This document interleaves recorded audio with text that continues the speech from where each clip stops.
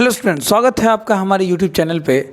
आज हम class 9th और 11th chapter force and laws of motion का Newton's third law of motion देखेंगे और law of conservation of momentum देखेंगे। Force and laws of motion, ठीक है। तो सबसे पहले हम लोग जानेंगे कि थर्ड लॉ किसको कहते हैं। तो थर्ड लॉ में हम लोग जानते हैं कि एवरी एक्शन, ये लिखेंगे कि every action has equal and opposite reaction. ठीक, ये every action has equal and opposite reaction कहने का क्या मतलब है। इससे पहले हम लोग पढ़े थे फर्स्ट लॉ। फर्स्ट लॉ क्या कहता है? फर्स्ट लॉ कहता है कि किसी भी ऑब्जेक्ट पे लगने वाला जो नेट फोर्स होगा वो ज़ीरो होगा। अगर नेट फोर्स ज़ीरो होगा तो उस ऑब्जेक्ट पे लगने वाला नेट एक्सीलरेशन भी ज़ीरो होगा। इसका मतलब मोमेंटम जो होगा वो कांस्टेंट होगा, चेंज इन मोमेंटम ज़ीरो होगा, मोमेंटम कांस्टेंट होगा। दूसरा, सेकेंड लॉ क्या पढ़े थे कि जो नेट फोर्स होता है एफ नेट, वो होता है delta P upon delta T, मतलब change in momentum upon rate of change of momentum, change in momentum upon change in time, ये एफ नेट होता है सेकेंड लॉ ऑफ मोशन। ठीक, या इसको आप D P upon D T भी बोल सकते हैं, differentiation of momentum with respect to time. Third law क्या है कि every action has equal and opposite reaction. जैसे मान लीजिए कि हम देखें कि एक ब्लॉक है जिसका मास m है, सरफेस पे रखा हुआ है और ये रेस्ट में है। जब रेस्ट में है तो इस पे एक फोर्स लग रहा है जो आपका वेट फोर्स है mg, और ये जो सरफेस है ब्लॉक पे ऊपर की ओर फोर्स लगा रहा है नॉर्मल रिएक्शन। ठीक, नॉर्मल रिएक्शन। ओके, तो क्या n और mg एक्शन रिएक्शन पेयर है? एक्शन रिएक्शन पेयर है, बताइए। क्या n और mg एक्शन रिएक्शन पेयर है? नहीं है। तो क्या होता है? एक्शन रिएक्शन पेयर होने के लिए तीन चीज़ देखना ज़रूरी है। दो तीन बातें ध्यान में रखनी है। पहली बात है ये कि एक्शन एंड रिएक्शन पेयर, ऐसे लिखें, action reaction pair must exerts on two different bodies. दो अलग अलग बॉडीज़ पे जो फोर्स लगेगा उसको एक्शन रिएक्शन कहेंगे। जैसे आदमी चलता है आगे की ओर तो सरफेस पे फोर्स लगाता है अपने पैर से और सरफेस उसके पैर पे फोर्स लगाता है। According to third law every action has equal and opposite reaction. Rocket proportion, rocket किसी जो गैस एग्जस्ट होता है वो सरफेस पे फोर्स लगाता है और सरफेस रॉकेट को ऊपर की तरफ धकेलता है। हो गया एक्शन रिएक्शन पेयर। दूसरी बात कि ये दोनों जो है आपका सेम नेचर का होना चाहिए। Action reaction pair are of same nature. तीसरा क्या होना चाहिए सर? तीसरा जो है आपका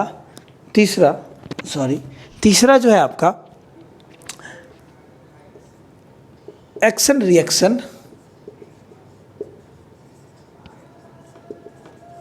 एग्जिस्ट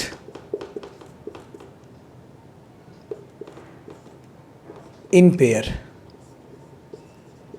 ये दोनों हमेशा पेयर में एग्जिस्ट होना चाहिए। इतना बात हो गया क्लियर। अब यहाँ जो फोर्स लग रहा है तो इसमें कौन सा होगा एक्शन रिएक्शन पेयर? जैसे मान लीजिए कि यहाँ अर्थ है,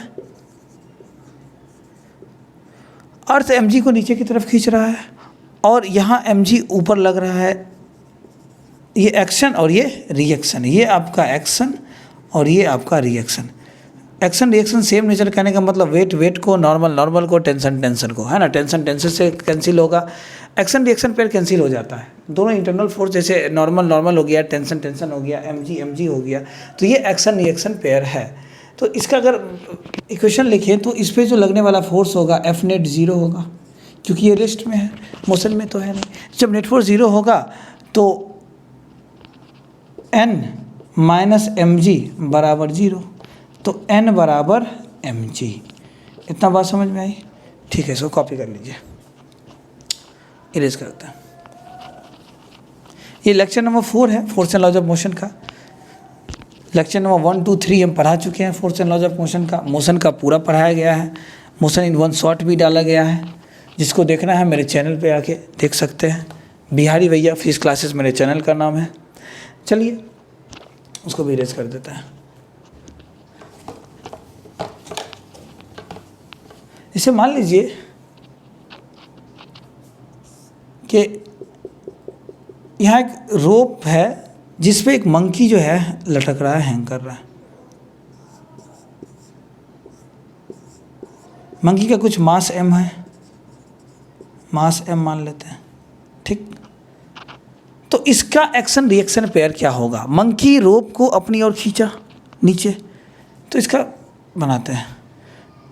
मंकी जो है नीचे की ओर खींचा, ये मंकी है मान लीजिए,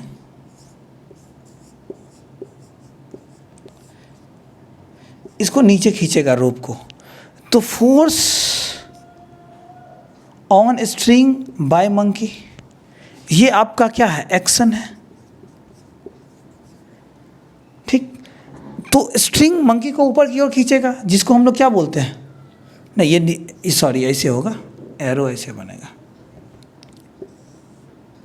और एक फोर्स ऊपर की लगाएगा, टेंशन। टेंशन को ही, ये जो फोर्स होगा टेंशन, ऐसे बोलिए इसको, force on monkey by string, जिसको आप टेंशन भी बोल सकते हैं। और ये नीचे रोप को खींच रहा है, तो ये आपका एक्शन और ये आपका रिएक्शन। मतलब टेंशन जो ये फोर्स लगाया, स्ट्रिंग ऊपर खींचा मंकी को, और मंकी स्ट्रिंग को नीचे खींचा, तो जब नीचे खींचेगा, यही ना मतलब, force on string by monkey आपका एक्शन, और ये force on monkey by string ये आपका रिएक्शन। तो यही फोर्स को हम लोग क्या बोलेंगे? टेंशन बोलेंगे। यही फोर्स को हम लोग क्या बोलेंगे? टेंशन बोलेंगे। एक क्वेश्चन है, इसको यूज करते हैं। मान लीजिए ऐसा ही क्वेश्चन है। क्वेश्चन ये है कि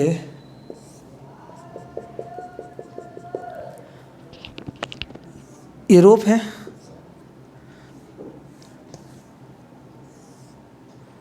इसमें मंकी जो है वो लटक रहा है। मास जो है मंकी का वो है 20 kg। मंकी ऊपर की ओर मोशन कर रहा है, acceleration 2 metre per second square से। मंकी ऊपर की ओर क्या कर रहा है? मोशन कर रहा है, acceleration 2 metre per second square. तो फाइंड करना है टेंशन इन स्ट्रिंग। धागा में टेंशन क्या होगा, ठीक है। तो टेंशन ऊपर की ओर लगेगा। अब फ्री बॉडी डायग्राम निकाल, बीडी बनाइए। ये मंकी है आपका, तो नीचे लगेगा mg, ऊपर लगेगा टेंशन, और एक्सेलरेशन ऊपर की ओर 2 metre per second square. Acceleration ऊपर की ओर कितना? 2 मीटर पर सेकेंड स्क्वायर। तो अब इसका इक्वेशन बनाइए। मोशन जिधर करता है उसको आप पॉजिटिव मान लीजिए, तो ऊपर पॉजिटिव नीचे नेगेटिव। तो इस पे जो एफ नेट होगा वो मास इंटू एक्सेलरेशन के बराबर होगा। एफ नेट जो होगा क्या होगा? वो मास इंटू एक्सेलरेशन के बराबर होगा। तो एफ नेट क्या होगा आपका? टी माइनस एम जी बराबर एम ए। तो टी निकालना है, एम जी कितना हो जाएगा? 20 है, और 20 मतलब 200 न्यूटन बराबर मास 20 एक्सेलरेशन मतलब ये 20 इंटू 2 मतलब 40 न्यूटन। तो ये आपका टेंशन आ जाएगा 240 न्यूटन, ठीक। नेक्स्ट क्वेश्चन एक और, क्वेश्चन नंबर 2। इसको इरेज करते हैं पहले, चलिए, ठीक है। दूसरा क्वेश्चन क्या कह रहा है कि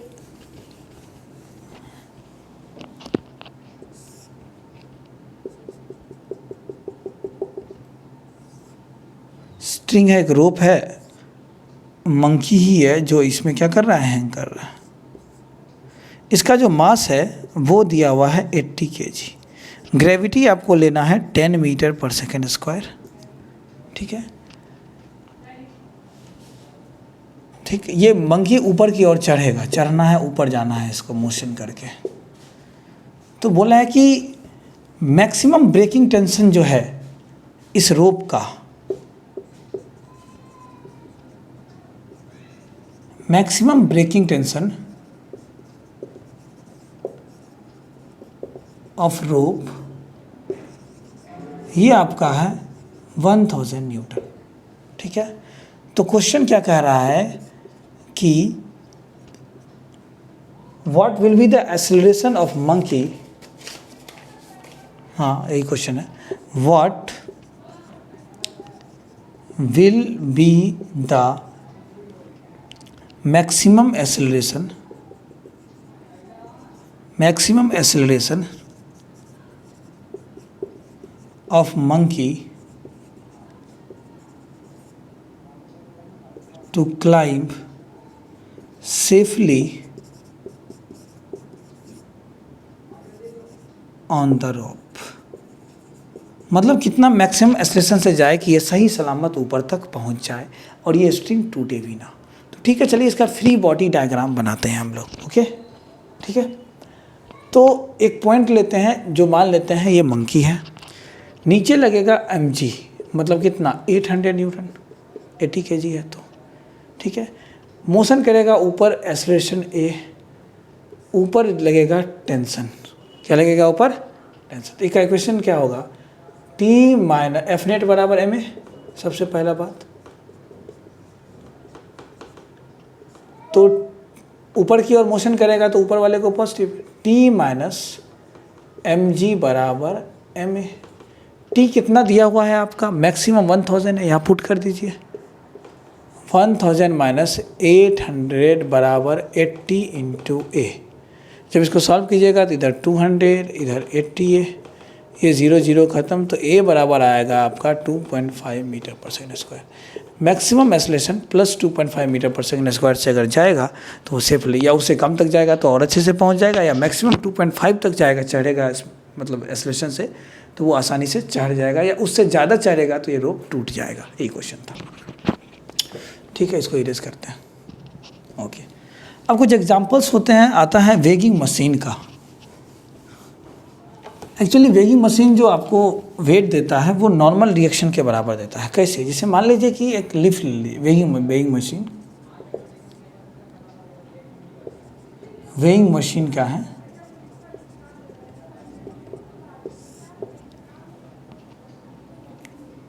वेइंग मशीन को एक लिफ्ट में रखिए, और लिफ्ट जो है रेस्ट में होना चाहिए, सबसे पहला कंडीशन, लिफ्ट एट रेस्ट। ठीक,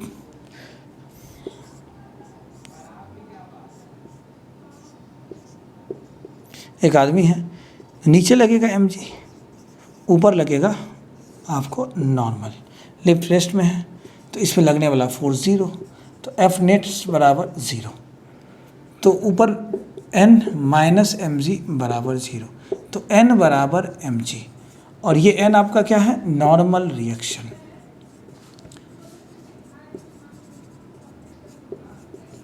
ये n क्या है आपका, नॉर्मल रिएक्शन है। तो एक्चुअली जो ये नॉर्मल रिएक्शन जो है यही आपके वेट को बता रहा है mg को।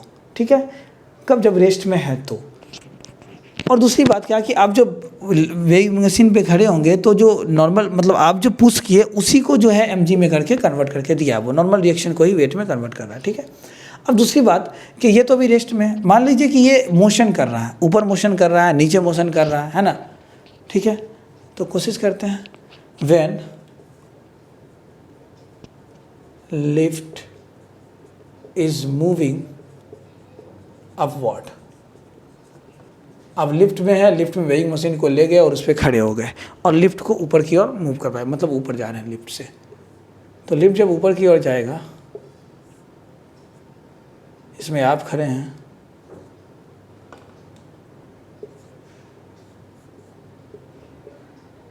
आपका फोर्स नीचे mg, ऑक्टोपस लग रहे हैं आप, आपका फोर्स नीचे mg, लिफ्ट ऊपर जाएगा तो लिफ्ट की एक्सेलरेशन ऊपर है, टेंशन लगेगा, सॉरी नॉर्मल लगेगा ऊपर की ओर, मोशन ऊपर हो रहा है। ठीक है, तो इसका जो एफ नेट होगा वो ma के बराबर होगा, जिधर मोशन उधर पॉजिटिव, तो एफ नेट क्या होगा, n माइनस mg बराबर ma। तो एक्चुअल में नॉर्मल रिएक्शन क्या आ गया, mg प्लस ma। कहने का मतलब क्या कि अगर लिफ्ट मोशन कर रहा है ऊपर की ओर तो आपका जो वेट होता है वो ज़्यादा हो जाता है ना। ऐसे तो mg होना चाहिए, मगर ma से ज़्यादा हो रहा है, और जितना ज़्यादा एक्सेलरेशन होगा वेट उतना ज़्यादा होगा नॉर्मल रिएक्शन के अकॉर्डिंग। ठीक, नॉर्मल रिएक्शन देगा। अब एक बात और कि जब लिफ्ट डाउनवर्ड मोशन करेगा तो क्या होगा, सेम फिगर, डाउनवर्ड करेगा तो एक्सेलरेशन को नीचे की ओर कर देंगे, एक्सेलरेशन नीचे हो रहा है, ठीक है, और इसका mg नीचे और नॉर्मल ऊपर, और नॉर्मल ऊपर। तो इसका इक्वेशन लिखिए, एफ नेट बराबर क्या होगा, mass into acceleration M A. F net क्या होगा, एम ए होगा। तो नेट फोर्स क्या होगा इसका, मोशन नीचे कर रहा है तो नीचे वाले को आप पॉजिटिव लीजिए, पहले एम जी लिखिए तब माइनस एन लिखिए बराबर एम ए लिखिए। तो एक्चुअल में जो माइनस आपका एन होगा वो M A minus M G होगा। इसको सॉल्व करते हैं, माइनस एन बराबर माइनस कॉमन लेंगे तो minus M A plus M G, तो माइनस ये माइनस कैंसिल कर दीजिए, तो एन ए बराबर क्या, एन बराबर क्या आ जाएगा, M G minus M A, मतलब एम ए से घट जाएगा। जितना एक्सेलरेशन डाउनवर्ड की तरफ रहेगा उतना वेट कम जाएगा, M G minus M A. किस में होगा, लिफ्ट में ऐसा होगा। तीसरा केस क्या है इसमें, इसको इरेज करते हैं, ठीक। कि मान लीजिए कि लिफ्ट तो ऐसे ही धागा से ही बना हुआ रहता है। लिफ्ट जो है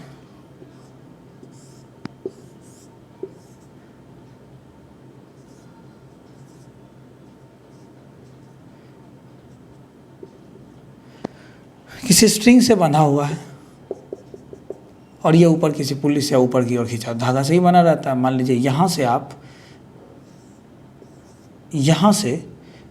आप इसको कट कर दीजिए। जब कट कर दीजिएगा तो क्या होगा, ये नीचे की ओर भागेगा। पहले तो इस पे क्या, एम जी नीचे और इस पे नॉर्मल ऊपर की ओर, एम जी नीचे और नॉर्मल ऊपर, ठीक। जैसे ये कट होगा ये नीचे एक्सेलरेशन ए जो होगा वो जी के बराबर हो जाएगा, मतलब फ्री फॉल हो जाएगा। फ्री फॉल जब होता है तो जो एक्सेलरेशन होता है वो जी के बराबर होता है और ऑलवेज कांस्टेंट होता है, ठीक है, हमेशा जी रहेगा। तो अब ए जी के बराबर आ गया, मोशन नीचे कर रहा है, नीचे वाले को प्लस, एफ नेट क्या होगा आपका, एम ए के बराबर होगा जी, ठीक है। तो एफ नेट नीचे मोशन कर रहा है तो एम जी माइनस एन, क्योंकि इसको प्लस लेना है, इसको minus, M G minus N बराबर एम ए। तो जो ए है वो किसके बराबर है, जी के बराबर है, तो एम जी। तो एम जी से एम जी कैंसिल, यहाँ जो आपका नॉर्मल आएगा वो ज़ीरो आ जाएगा। नॉर्मल जीरो का मतलब क्या कि कांटेक्ट ख़त्म हो गया। क्या हो गया, कांटेक्ट ख़त्म हो गया, नॉर्मल ख़त्म, कांटेक्ट ख़त्म। और ये जब नॉर्मल जीरो आएगा तो एक्चुअल में ये तो वेट को दिखा रहा है, मतलब आपका जो वेट हो जाएगा वेटलेसनेस फील होगा आपको। जहाँ पे वेट जीरो होता है उसी को क्या बोलते हैं, वेटलेसनेस। तो डब्ल्यू एम जी बराबर जीरो जब हो जाएगा तो ये क्या होता है आपका, वेटलेसनेस। तो यहाँ एन ए को तो एम जी बता रहे हैं, मतलब एन बराबर जीरो, मतलब वेटलेसनेस प्रॉपर्टी आपको फील होगा, है ना। जब इसको क्या कर दिया जाएगा, काट दिया जाएगा, कट कर दिया जाएगा, काट के गिरा दिया जाएगा। तो कॉपी कीजिए इतना, ओके गुड।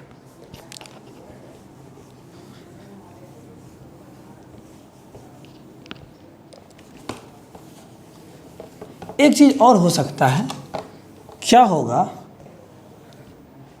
कि लिफ्ट के एक्सेलरेशन को डाउनवर्ड जी से नहीं, जी से गिराएंगे तो ज़ीरो हो गया, जी से गिराएंगे तो क्या हो गया, वेट ज़ीरो हो गया। इसको नीचे एक्सेलरेशन आप 2g दे दीजिए, तो मतलब ग्रेविटी का दुगना, मतलब हाँ, एक्सेलरेशन ड्यू टू ग्रेविटी का ट्वाइस से नीचे गिराइए तो वेट है, देखते हैं क्या होता है। mg लगेगा नीचे, ऊपर आदमी का नॉर्मल, नीचे एक्सेलरेशन हो रहा है, इसको प्लस इसको माइनस। और हम लोग जानते हैं कि एफ नेट बराबर क्या होता है, ma होता है। तो एफ नेट बराबर ma, तो नेट फोर्स क्या होगा, mg नीचे पॉजिटिव, क्योंकि मोशन नीचे की ओर कर रहा है, एक्सेलरेशन 2g से ऑब्जेक्ट नीचे आ रहा है लिफ्ट। तो ये क्या होगा आपका, mg माइनस एन बराबर 2mg, क्योंकि m इंटू 2g, तो क्या बोलेंगे 2mg। तो आपका ये n उधर ले जाइए और mg माइनस 2mg, तो आपका जो n आ जाएगा वो आ जाएगा माइनस mg। क्या ये पॉसिबल है, निगेटिव वेट चला जाएगा, ये पॉसिबल है, नहीं है। एक्चुअली में होगा क्या इस केस में, यहाँ क्या बोल रहा है कि जो आपका जो नॉर्मल है वो ज़ीरो से भी, क्योंकि n ज़ीरो कहाँ हो रहा था, n ज़ीरो हो रहा था एट mg पे, जब mg हो रहा है n ज़ीरो। अब ये n क्या हो गया आपका, ज़ीरो से भी कम हो गया। निगेटिव का मतलब क्या, यहाँ जो आपका n आ गया वो निगेटिव आ गया, मतलब n ज़ीरो से भी क्या हो गया, कम हो गया, जो पॉसिबल नहीं है। अगर ऐसा होगा तो एक्चुअली होगा क्या कि जब ये टूटेगा तो ये लिफ्ट 2g से आ रहा है, और आप जो गिरिएगा तो आप तो सिर्फ g से ही ना नीचे गिरिएगा। आप जो नीचे आइएगा, क्योंकि आपको फ्री फॉल हो जाएगा, तो आप जब नीचे आइएगा तो आप नीचे गिरिएगा जी से। ये जो आप हैं, मान लीजिए आप नीचे जी से नीचे जा रहे हैं, लेकिन ऊपर से ये लिफ्ट आपको 2g से मारेगा नीचे की ओर, तो आपका सर उड़ के फटाक से लिफ्ट में क्या हो जाएगा, टकरा जाएगा। ऐसा क्यों होगा? क्योंकि सर ये 2g से नीचे आ रहा है, हम g से नीचे जा रहे हैं, कॉलिजन हो जाएगा। कितना से कॉलिजन होगा? g से कॉलिजन हो जाएगा, क्योंकि हम फ्री फॉल ही में ही गिरेंगे। अगर 2g अगर पॉसिबल है तो, अगर पॉसिबल होगा तो, लेकिन ये पॉसिबल नहीं है, क्योंकि कोई भी ऑब्जेक्ट नीचे गिरेगा तो अगर फ्री फॉल गिरेगा g से गिरेगा, 2g से तो गिरेगा नहीं। चलिए ठीक है इतना। अब हम लोग बात करते हैं law of conservation of momentum का। Law of conservation of momentum क्या कहता है? Law of conservation of momentum जो है आपका, देखिए बताते हैं। Law of conservation of momentum, हम इसको ऐसे बोल सकते हैं कि law of conservation of momentum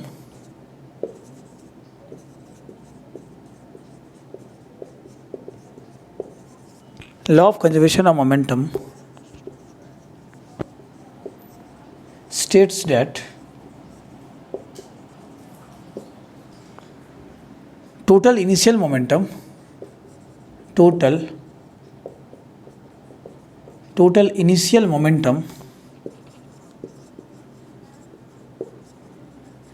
before and after collision is conserved for a system। अच्छा, हम लोग जानते हैं कि जो नेट फोर्स होता है सेकेंड लॉ से, एफ नेट बराबर delta P upon delta T. अगर नेट फोर्स जीरो होगा, कंजर्व होगा, तो delta P upon delta T बराबर अगर आप जीरो कीजिए तो डेल्टा पी बराबर क्या होगा? Zero. Change in momentum zero. Delta T का मतलब क्या कि एम, डेल्टा पी का मतलब क्या कि एम भी माइनस एम यू बराबर zero. Change in momentum zero. Change in momentum zero. Change in momentum zero का मतलब, चेंज इन मोमेंटम जीरो का मतलब क्या हुआ होगा sir? Change in momentum zero का मतलब ये होता है कि आपका मोमेंटम क्या होता है? Mass into velocity. मान लीजिए एक ऑब्जेक्ट है जिसकी velocity u 20 metre per second है और बाद में भी वेलोसिटी रहा 20 मीटर पर सेकेंड ही, मतलब मोमेंटम क्या रहा? चेंज नहीं हुआ यहाँ पे। ठीक है, तो अगर आप मोमेंटम, मास m है ऑब्जेक्ट का, मास क्या है ऑब्जेक्ट का? m है, तो यहाँ इनिशियल मोमेंटम क्या होगा? तो बोलिएगा सर 20 इंटू एम, क्योंकि p बराबर क्या होता है? m भी। तो इनिशियल मोमेंटम क्या होगा? pi, बोलिएगा 20m। फाइनल मोमेंटम भी क्या हो जाएगा? pf, बोलिएगा 20m। चेंज इन मोमेंटम क्या होगा? तो सर डेल्टा पी होता है P final minus P initial, मतलब सर चेंज इन मोमेंटम हो गया 20 minus 20। Change in momentum zero हो गया sir. Change in momentum zero का मतलब क्या कि मोमेंटम चेंज ही नहीं रहा, मतलब मोमेंटम कंजर्व रहा होगा। चेंज इन मोमेंटम जीरो हुआ, इसका मतलब मोमेंटम कांस्टेंट रहा होगा ना भाई। यहाँ 20 है, 20 मीटर पर सेकंड, वहाँ भी 20 मीटर पर सेकंड, मतलब sir change in momentum zero, इसका मतलब मोमेंटम जो पी होगा वो कांस्टेंट रहा होगा, वो चेंज नहीं रहा होगा। पी क्या हो रहा होगा? कंजर्व्ड हो गया होगा। यही है आपका law of conservation of momentum. Total initial momentum before and after final is, before and after final और इनिशियल मोमेंटम क्या होता है? मतलब इक्वल होता है। क्या बोलेंगे? पी इनिशियल बराबर पी फाइनल।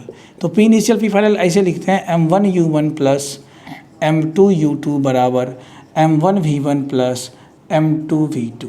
यही होता है law of conservation of momentum. किसी भी सिस्टम के लिए, जैसे मान लीजिए इसको इरेज करते हैं, आगे बढ़ते हैं हम लोग, इरेज करते हैं। ओके, इसका प्रूफ देखते हैं कैसे प्रूफ होता है। मान लीजिए एक ऑब्जेक्ट है, ठीक है, जिसका मास m1 है, दूसरा ऑब्जेक्ट है जिसका मास m2 है। कुछ ये u1 वेलोसिटी से जा रहा है ना, कुछ ये u2 वेलोसिटी से जा रहा है। दोनों में कॉलिजन हो गया। दोनों में क्या हो गया? कॉलिजन। m1 m2 आपस में कोलाइड कर गया। ठीक, जब कोलाइड किया तो फिर दोनों अलग होगा। अब ये m1 का कुछ वेलोसिटी v1 हो जाएगा और m2 की कुछ वेलोसिटी v2 हो जाएगी, क्योंकि बाद वाली वेलोसिटी, फाइनल वेलोसिटी, ये इनिशियल वेलोसिटी, ये कॉलिजन का टाइम। जब कॉलिजन होगा तो ये दोनों एक दूसरे पे फोर्स लगाएगा। ये जो फोर्स होगा ये force on m1 bye m2 और यहाँ पे force on m2 bye m1। ये फोर्स दोनों इक्वल होगा और अपोजिट इन नेचर होगा।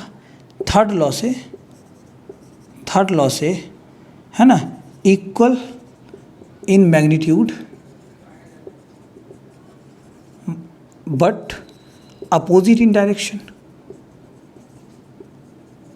कहने का मतलब सर आप क्या कहना चाह रहे हैं कि force on m2 bye m1 बराबर force on m1 bye m2 equal होगा, लेकिन अपोजिट डायरेक्शन का मतलब कोई एक निगेटिव ले लेंगे।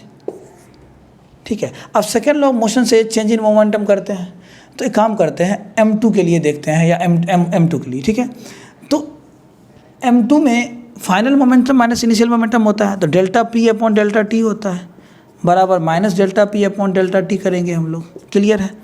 तो क्या करेंगे, m2v2 minus m1v1 final momentum minus initial momentum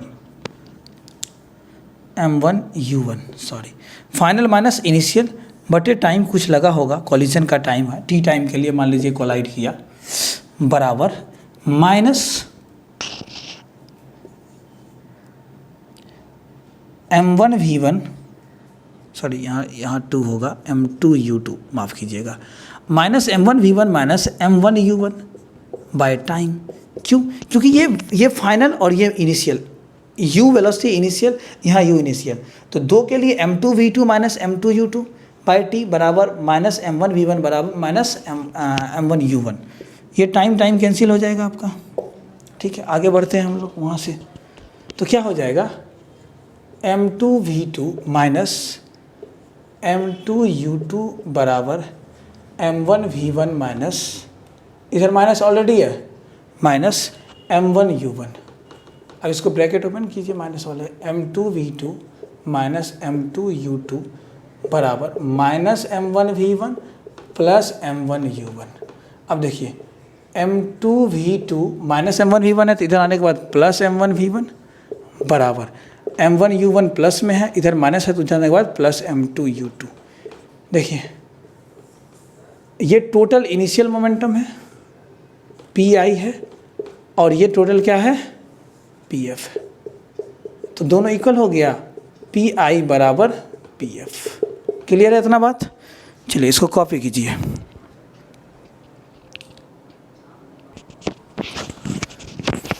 चलिए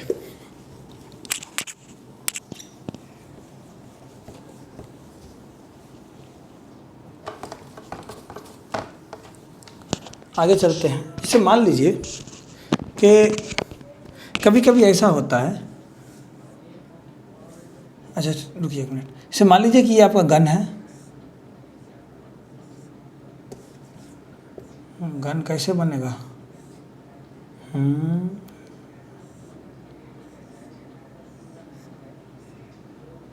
मान लीजिए ये गन है, यहाँ से बुलेट निकल रहा है,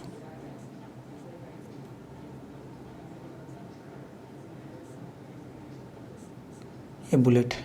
तो जब अगर इसको सिस्टम मान ले, हम पूरे को सिस्टम मान ले, गन प्लस बुलेट इस सिस्टम, तो बोलते हैं ना इस सिस्टम है, तो अगर सिस्टम माने तो इस पर जो नेट फोर्स लगने वाला होगा वो ज़ीरो होगा। क्या होगा, सिस्टम मान ले तो नेट फोर्स लगेगा ज़ीरो होगा। अच्छा, जब ये फायर्ड होगा तो इसकी वेलोसिटी इधर और गन भी कुछ पीछे भागेगा, तो हम ये बोल सकते हैं कि force on gun by bullet इधर, और इधर इसको ये बोल सकते हैं कि force on bullet by gun. अगर ये सिस्टम होगा तो पूरा फोर्स क्या होगा, ज़ीरो होगा। तो देखो force on gun by bullet plus force on bullet by gun बराबर ज़ीरो होगा। तो force on gun by bullet is equals to minus force by bullet on gun, ये चीज़ होगा। On by force on gun by bullet मतलब दोनों opposite हो जाएगा डायरेक्शन में, अपोजिट हो जाएगा डायरेक्शन में। तो ये जो फोर्स लगेगा इसी को हम लोग बोलते हैं recoil velocity, recoil of gun बोलते हैं, रिक्वाइल ऑफ गन। तो एक्चुअली स्टार्टिंग में जो ये था पूरा गन प्लस बुलेट सब रेस्ट में था। ऐसे भी हम लोग अभी क्या पढ़े हैं, m1u1 plus m2u2 is equals to m1v1 plus m2v2। Clear है? तो इनिशियली ये जो पूरा होगा आपका, इनिशियली गन और plus bullet both are in rest, मतलब इनिशियल सब कुछ zero, initial velocity zero gun का, इनिशियल गन और बुलेट दोनों का इनिशियल वेलोसिटी ज़ीरो, तो ज़ीरो हो जाएगा। ज़ीरो बराबर आपका बन जाएगा m1v1 plus m2v2, m2v2। m2 मान लीजिए मास ऑफ गन है, या आप ऐसे लीजिए स्मॉल m ले लेते हैं हम लोग मास ऑफ बुलेट, ठीक, कैपिटल M ले लेते हैं मास ऑफ गन, ठीक है, और स्मॉल v1, हाँ स्मॉल v ले लेते हैं मास ऑफ बुलेट, और small v mass of bullet और capital V mass of gun, bullet velocity of gun, sorry, capital V velocity of gun, small v velocity of bullet, ठीक, इतना बात समझ में आई? तो क्या होगा, ज़ीरो बराबर, ठीक है। अब m1 मास ऑफ बुलेट है, स्मॉल m, v1 मतलब velocity of bullet mv plus m2 capital M और v2 मतलब कैपिटल V, ठीक, बराबर ज़ीरो। तो हमको मान लीजिए रिक्वायल निकालना है गन की velocity, recoil velocity of gun निकालना है, ठीक है, V। तो क्या होगा आपका, अच्छा एक बात बताइए, गन तो पीछे भागेगा, तो इसको क्या माइनस ले लें, कोई दिक्कत नहीं? तो ये माइनस mv बराबर माइनस कैपिटल mv, ये ख़त्म हो जाएगा। तो ये कैपिटल V क्या आएगा, स्मॉल mv बटे कैपिटल M, मतलब रिक्वायल ऑफ गन क्या होता है, recoil velocity of gun capital V बराबर mv अपॉन कैपिटल M। इसको पढ़िए, ये V जो है वो रिक्वायल है, रिक्वायल वेलोसिटी ऑफ गन है, ये स्मॉल m जो है मास ऑफ बुलेट है, ये स्मॉल v जो है वेलोसिटी ऑफ बुलेट है, ये मास ऑफ गन है, ठीक है इतना तक। एक चीज़ और है, कभी कभी होता क्या है कि कोलिजन के बाद दो ऑब्जेक्ट, दो मास आपस में अटैच्ड हो जाते हैं, तो उस केस में क्या लेना है, इसको इरेज करते हैं, चलिए ठीक है।